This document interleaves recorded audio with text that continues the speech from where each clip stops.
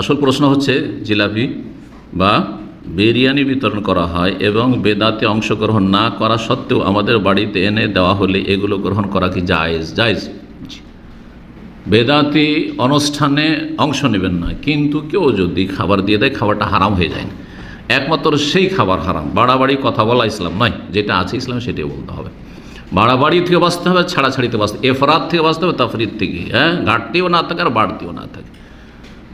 একমাত্র সেই খাবার হারাম যেই খাবার আল্লাহ ছাড়া অন্যের জন্য কোরবান করা হয়েছে, উৎসর্গ করা হয়েছে।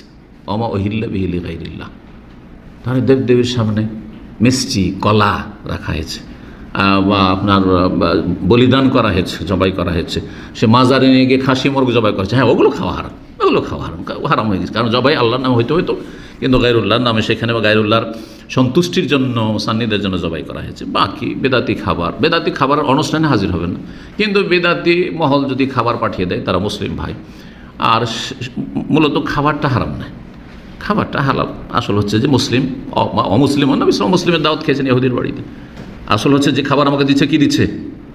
হালাল।